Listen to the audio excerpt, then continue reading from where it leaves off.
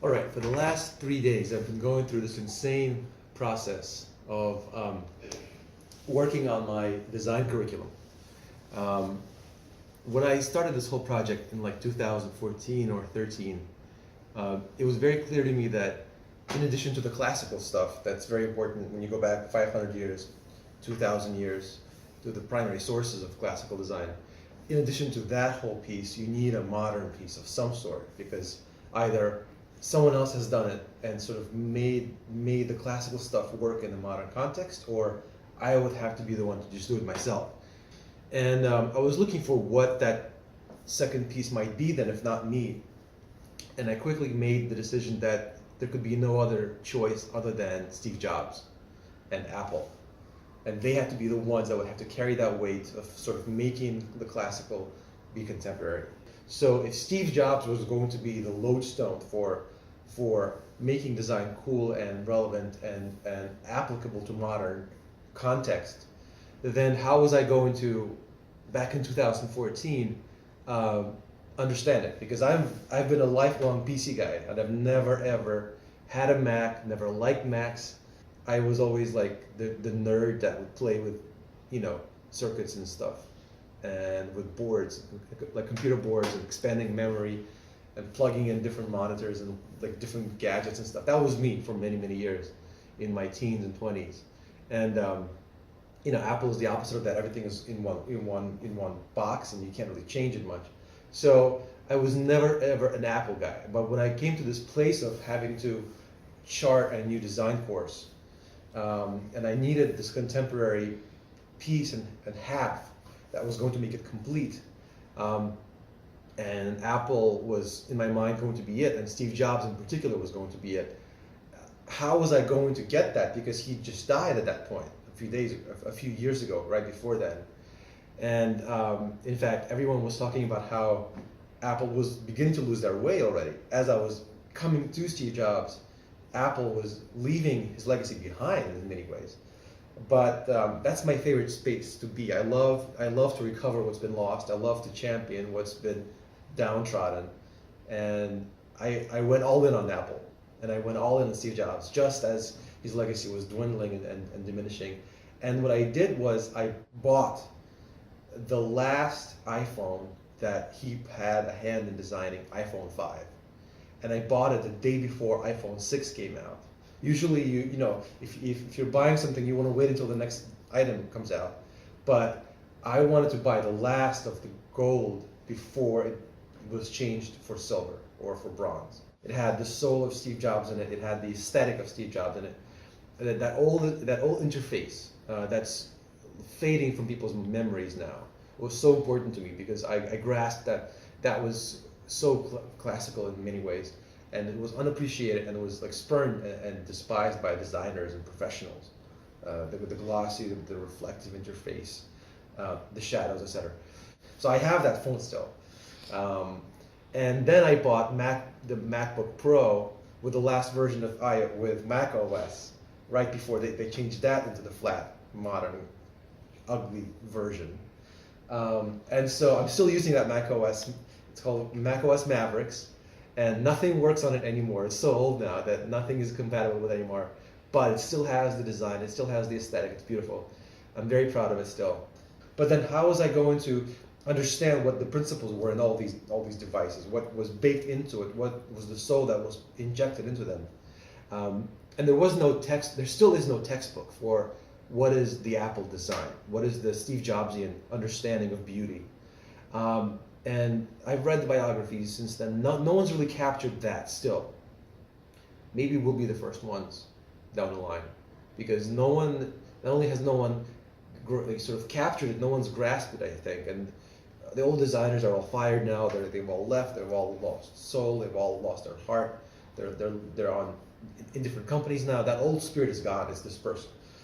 Maybe we'll be the only ones that have it, because I've made it a decision that we will enshrine it at Media Day. We're going to preserve it, especially that aesthetic, that understanding of intuitive ease of use, classical elegance. All those important concepts are at the absolute bedrock for us. And since there was no textbook, I had to go to the only place that existed, which was his keynotes.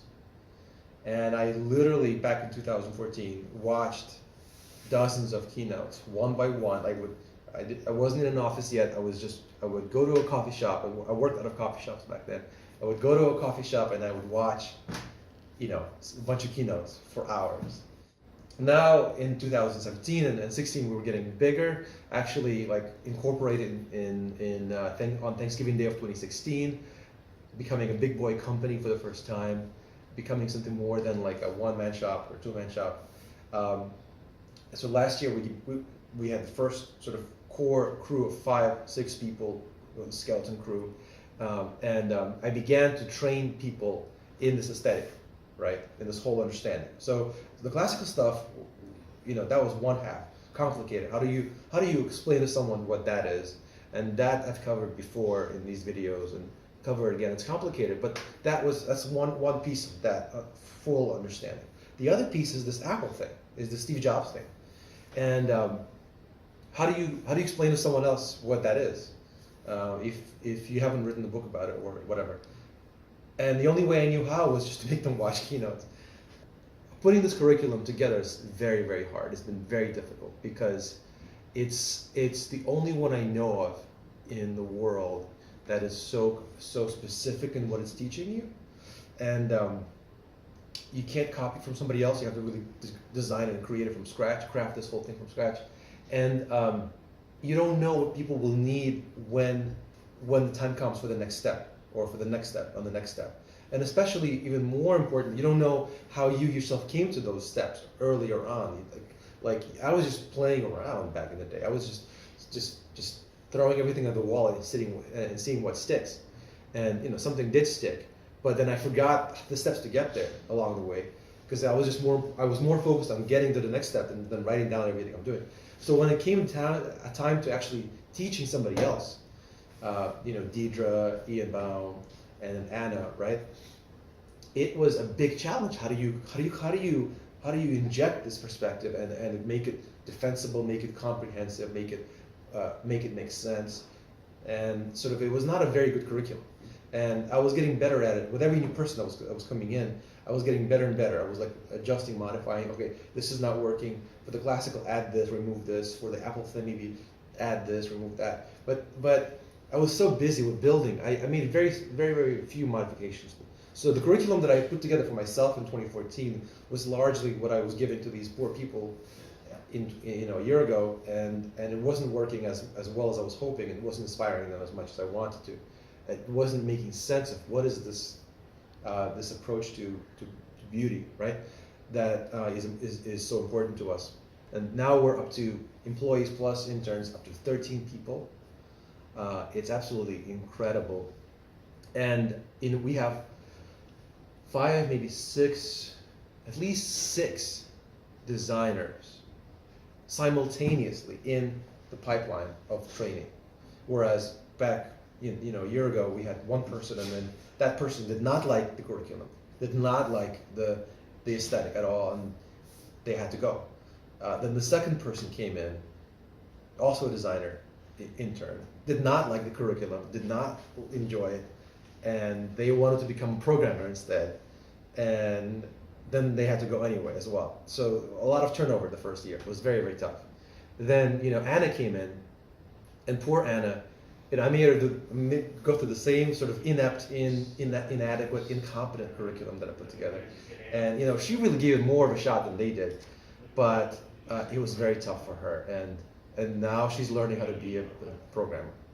But I think she got a little bit more out of it than the first two did. But still, I was like, okay, now, April 2018, I have 6 people. I'm not going to lose this chance. I'm going to make this perfect.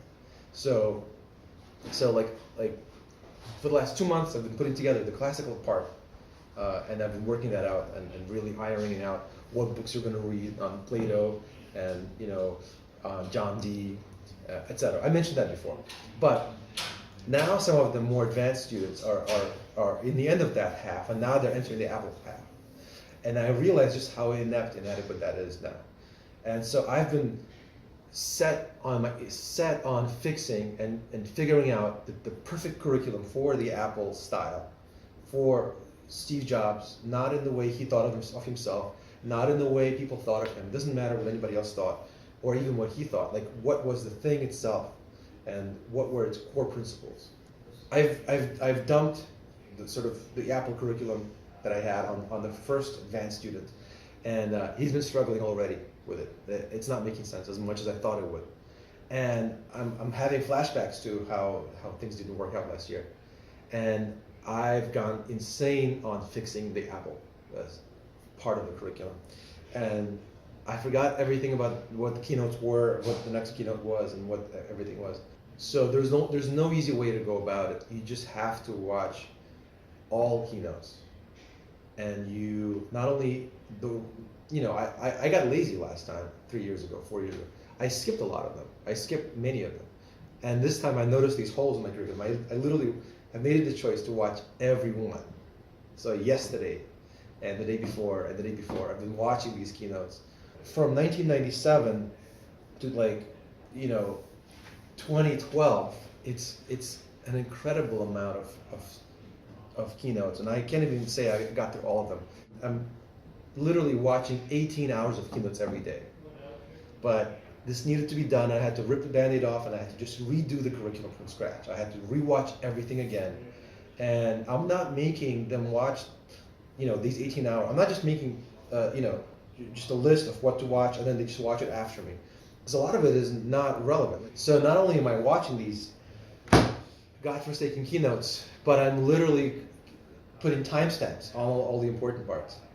And out of an hour and 15-minute keynote, maybe you need to watch 34 minutes that are important to you as a media day designer. I've been going to insane lengths, and I've been, I think, going insane personally. But what's coming out of that is a very sharp and very precise series of steps on videos to watch, and parts of the videos that you have to watch, not the entire thing. And you come out of that series of steps really sharpened. So I think we have 36 hours of video still yet to go. And that's with running a company of 13 people, and my phone burning, and my inbox burning, and family, and I have to go to my speech coach today. In 5 minutes, I think I have an interview that I forgot about, that I have to go interview a number 14. We'll see if he's a good candidate or not. Anyway, so that's the insane life. There's no excuse. If I don't do this, nobody else will, and nobody else has. That's the most important thing. I'm not claiming about the future. I'm claiming about the past. Like, we've spent so much time. No one found it interesting enough and valuable enough to recover and enshrine. So if I don't do this, then nobody else will, and it's going to just disappear. But we are going to be so intent on enshrining it, and I will die before I let us not do it. So I'm this close to death, but I'm not there yet. Stay tuned.